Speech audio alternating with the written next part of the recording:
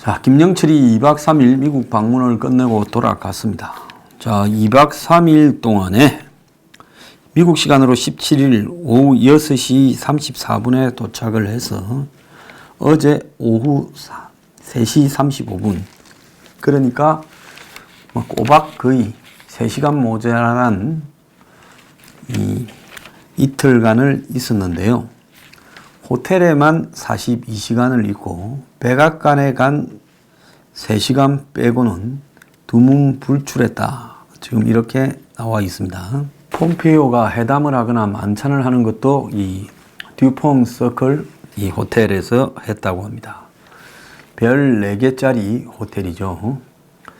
자, 최고급 호텔은 아니고 비즈니스 호텔인데 그 호텔의 펜트하우스를 사용했다 그러고요. 듀퐁 서클은 DC에 백악관에서 한 3, 4km 떨어진 이 DC에 듀퐁 서클이라고 로타리가 있습니다.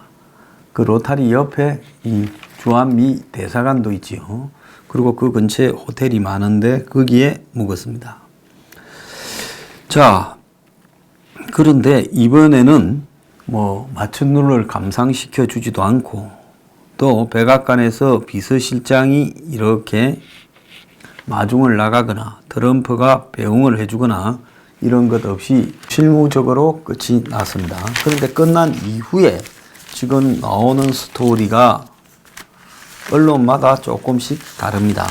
자, 내용만 가지고 한번 따져봅시다.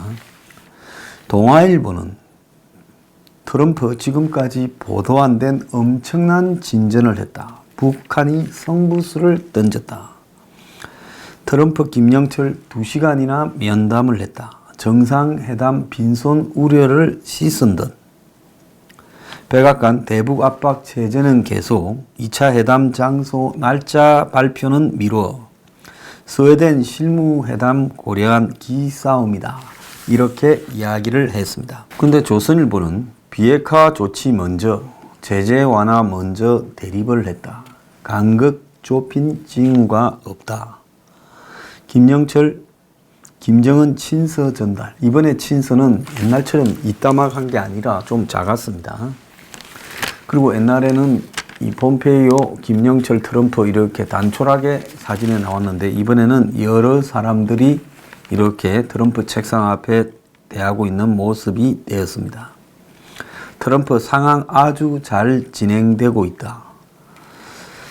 자, 미국 소식통들은 북한이 제재 완화를 강력하게 요구했지만은 트럼프가 확답을 안 한 듯하다라는 거고, 백악관은 완전 비핵화까지 제재를 계속한다. 그래서 지금 스웨덴에서 이 최선희 북한 외무성 부상과 그 다음에 비건이 스웨덴 스톡홀름 시내에서 한 50km 떨어진 하크 흘름 센터 컨퍼런스 센터라는 데서 3박 4일간의 합숙 회담을 시작했다는 겁니다. 그러니까 회담이 끝나기 전까지는 나오지 않고 거기에서 먹고 자면서 회담을 이렇게 하도록 했다는 겁니다. 자, 이곳은 숙박시설, 레스토랑, 헬스장, 수영장 등을 갖추고 있는데, 그래서 스웨덴 현지에서는 방해 없이 만나 협상을 할 수 있는 장소다라고 이렇게 알려져 있습니다. 그러니까 이번에 김영철이 폼페이오 트럼프를 만나서는 합의가 된 것이 없다.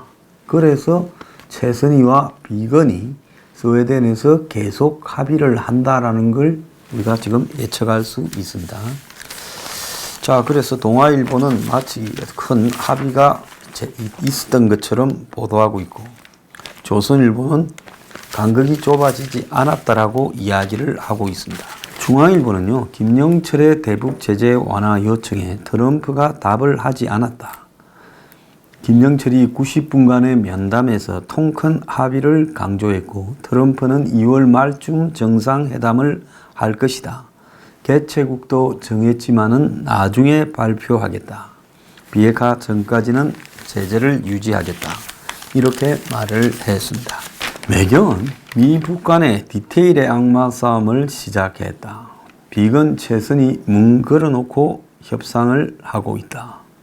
어쨌든 2차 회담을 한다면 그 장소는 베트남은 정해진 것 같고 베트남에서 다낭이냐 하노이냐는 아직 미정이다. 저는 다낭에 살 거라고 봅니다. 한다면. 자, 지금 트럼프가 과거처럼 호들갑을 떨지 않고 있는 모습을 볼 때 비핵화와 이 제재 해제 시기 방법 등에 있어서 양측 모두의 기대에 합의가 미치지 못하고 그래서 스웨덴 스톡홀름 근교에서 지금 3일간의 합숙 협상에 들어갔다. 이렇게 봐야 되는 거겠죠. 자, 미국 전문가들은 의심의 시선으로 지금 회담을 바라보고 있습니다. 구체적인 합의 없이 트럼프를 또 정상회담으로 끌고 가려는 북측의 전술이 먹혀들고 있다라는 회의적인 평가가 나오고 있고요. 자, 국내 전문가 사이에는 미북 양측이 실질적인 성과를 내놔야지 그러지 않으면 무슨 소용이 있겠냐라고 이야기가 나오고 있습니다. 트럼프가 많은 진전이 있다고 한 데 비해 애매한 구두 약속 외에 무슨 진전이 있었는지 모르겠다. 치즈 구멍보다도 구멍이 더 많다라고 이야기를 하고 북한의 비핵화하는 그랜드 슬럼을 얻어내지 못한다면 그건 별 의미가 없다. 이제 이 북한의 비핵화가 잘 안 된다라는 것을 인정해야 될 때다. 공짜는 없으니까 거래를 준비해야 된다. 이것 한국으로서는 위험한 이야기죠. 비핵화가 안 된다라는 걸 인정하고 거래하자라는 것은 매우 위험한 이야기일 수 있습니다. 또 다른 사람은 미국은 북한의 사전 협상에서 북한의 핵미사일 문제를 해결할 이 돌파구를 마련하지 못했다. 북한은 트럼프 대통령과 직접 만나 아무 조건 없이 거래할 것을 주장하고 있다. 이렇게 말하는 사람도 있고요. 워싱턴 포스트는 북한의 전술적 승리다라고 이야기를 하며 김정은은 트럼프를 설득해 값진 양보를 얻어내는데 2차 미북 회담을 이용할 위험성이 있다. 이렇게 말을 하고 있습니다. 그런데 이 폼페이오, 볼턴 등 보좌진이 트럼프가 무리하게 이렇게 승부수를 던지지 않도록 설득해야 되는데 트럼프가 귀를 기울이지 않을 것 같다라고 우려를 했습니다. 자, 이미 북한의 비핵화 의지에 대해서는 매우 광범위하게 부정적인 분위기가 퍼져 있어요. 그러면 부정적인 분위기 속에서도 두 가지 기류가 있습니다. 저놈들은 아예 비핵화를 할 놈들이 아니니까 대화를 걷어치우고 강하게 더 압박해야 된다. 과거에는 이게 주류였는데 비핵화의 부정적인 기류 중에서도 그러니까 이제 저 애들한테 뭔가를 내주고 비핵화는 못한다는 걸 인정을 해줘야 된다라는 그런 비핵화에 대한 부정적인 기류 속에서 타협을 제시하는 사람도 있다는 겁니다. 이와 관련해서 완전한 비핵화 대신에 미 의회에서도 ICBM을 폐기하고 대북 제재를 완화해 주자라는 주장도 나오고 있고요. 또 주한미군 감축설이 지금 끝도 없이 나오고 있습니다. 미군이 7월에 순환 배치가 될 때 지상군 4,500명을 뺄 수 있다. 지금 미군 28,500명 중에서 유일한 지상군이 2사단 1여단인데 이 1여단이 2사단 내의 유일한 보병 전투부대로 전시 방어 반격 선봉에 나서는 부대인데 4,500명이지만은 그 전력은 막강합니다. 자, 지난해에 전차등이 다 신행 무기로 바뀌었고요. 그래서 이 부대가 만약에 한국에 무슨 일이 생기면 제일 처음으로 피를 흘리면서 싸우는 이 전투 부대인데 이 부대가 나가버린다면 이건 그리고 오지 않는다면 한국군의 전력에 큰 문제가 생기는 겁니다.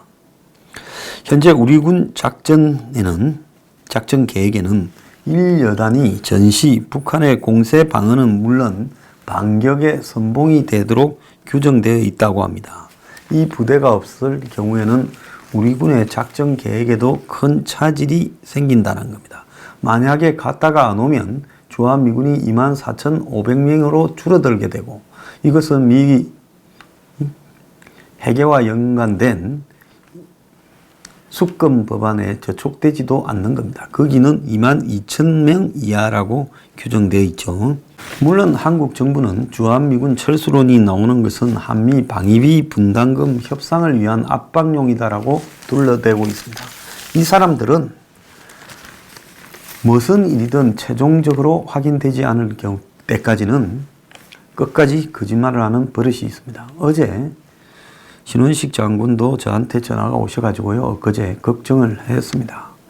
정말로 우려스러운 일이 벌어지고 있다. 이제 미국 정권 내에서 무슨 변수가 나오거나 아니면 한국 국민들이 정말로 크게 들고 일어나는 것, 그거 외에 과연 이 일을 막을 방법이 있을지 모르겠다.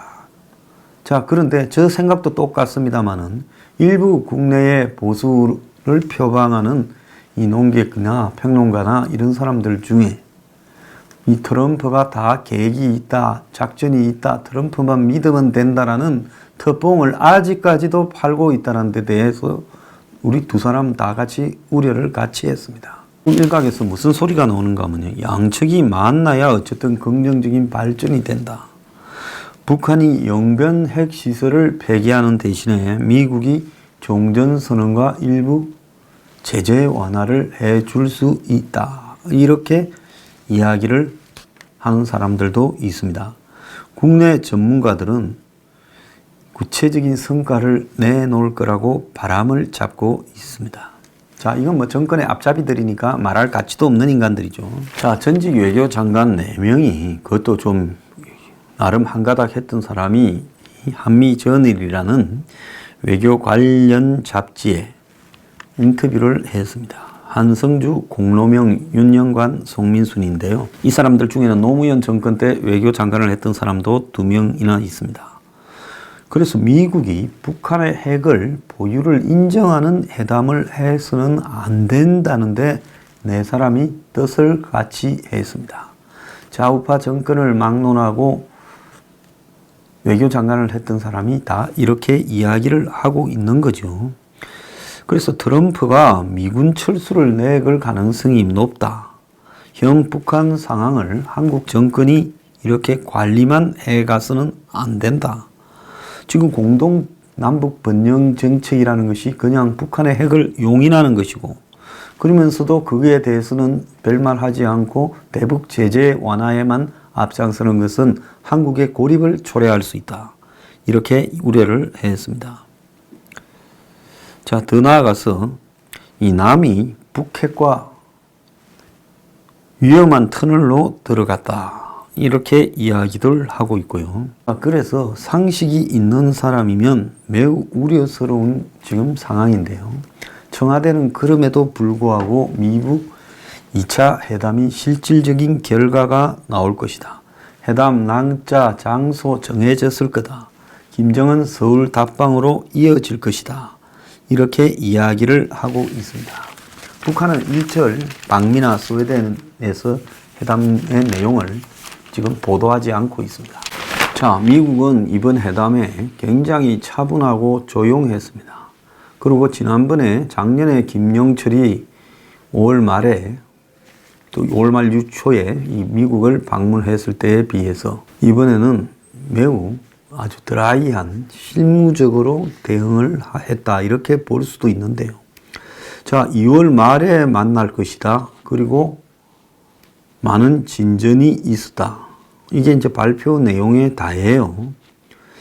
자, 그리고 많은 것들의 이야기를 하고 있다. 그리고 북한과 잘 되고 있다. 이렇게 이야기를 하고 있는데, 근데 그걸 넘어서는 이야기는 하나도 없고, 백악관은 김정은의 친서를 받았다라고 이야기는 전달했습니다.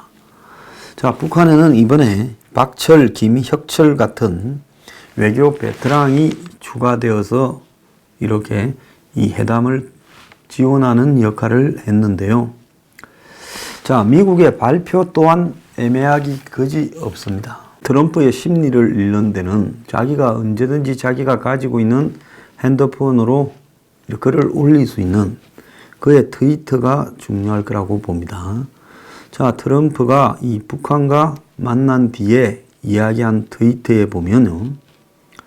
김정은과 2월 말에 만나기를 고대하고 있다. 그러면서 언론 탓을 하고 있습니다. 언론은 이 북한과 만들어낸 거대한 진전에 대해서 우리에게 신뢰할 만한 보도를 하지 않고 있다. 이렇게 이야기를 하고 있습니다. 오바마 정부 때의 것과 지금을 한번 비교해 봐라는 말도 했어요. 자, 그걸 보더라도 트럼프가 이 트위터에 올린 내용 중에 별 이야기가 없는 겁니다. 자, 그걸 본다면 이번에 아마 뭔가가 제대로 된 게 없고 지금 스웨덴에서 실무적으로 서로가 해오던 주장들을 해야 된다. 이런 부분인데요. 한국 정부는 ICBM에 엄청난 무게를 실었는데 미국에서는 북한의 ICBM이 실질적으로는 별로 미국에 위협이 되지 못한다라는 이 기술적인 결론이 내려져 있습니다. 그러니까 실제로 미국을 위해서 본다면 북한이 ICBM을 폐기하는 게 아니라 핵 리스트를 내고 북핵 시설 중에 현재 가용 가능한 시설을 폐기하는 뭔가를 던져야 되겠지요. 자, 그런데 지금 중요한 것은 우리로 입장으로 봤을 때는 그건 중요한 것도 아니고요. 우리는 미국이 끝까지 비핵화라는 부분을 불가능하더라도 목표로 내걸고 밀어붙일 수 있도록 해야지 북한의 비핵화가 불가능하다는 것을 인정하는 순간에 대한민국은 그야말로 낙동강 오리알이 되면서 북의 위협을 머리에 안고 살아야 되는 겁니다. 자, 일본은 아베는 최근에 이 레이더 경고 반응 장치 부분을 공개한다면서 그게 이제 레이더 워닝 리셉션인가 그렇죠. 그러면서 이 한일 간의 문제를 이제는 좀 끝을 내겠다. 특히 한미일 삼각 동맹은 이제 물 건너 갔으니까 이제 한국은 북한의 편을 드는 나라이고 즉 친북 국가이고 한국군은 중국군을 동맹이라고 여기고 일본을 적으로 여기고 있다. 이런 부분을 갖다가 문제 삼으면서 그렇게 레이더 조준을 했다라는 것을 공개한다. 뭐 이런 이야기를 하고 있습니다. 지금 여론이 아베를 지지하는 쪽으로 가고 있고 아베 이 강공에 대한 찬성 여론이 80%가 나오고 있다는 겁니다. 자, 여기서 문 정권은 일본과의 군사적인 트러블까지 일으키면서 한국 국민들을 보수 시각을 가지고 있는 사람도 교묘하게 한일 간의 싸움이 붙으면 한국 정부 편을 안 들고 일본 편을 들면 친일파다 이런 규정이 되게 돼 있지 않습니까? 그러니까 한일 간의 일의 싸움이 붙으면 자동적으로 한국 국민들은 문 정권을 지지하게 된다. 그런 부분 때문에 이 한일 트러블을 더 강화시켜갈 지금 상황이에요. 자, 이번에 일본에 대해서 레이더 조준을 했든 안 했든 관계없이 무리한 일을 한 것은 분명히 사실이라고 봅니다. 저니까 이런 말을 하지 이런 말 함부로 하다가요. 아마 친일파라고 매도해서 반쯤 두들겨 잡아 죽이려고 될 겁니다.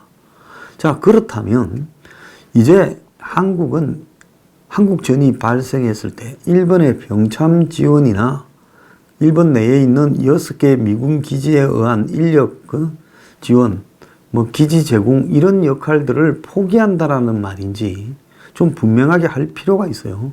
일본의 미군의 6개 기지가 존재하는 것도 유엔부 군 사령부 산하의 기지들로 이렇게 명분을 정리해 놓고 있지 않습니까?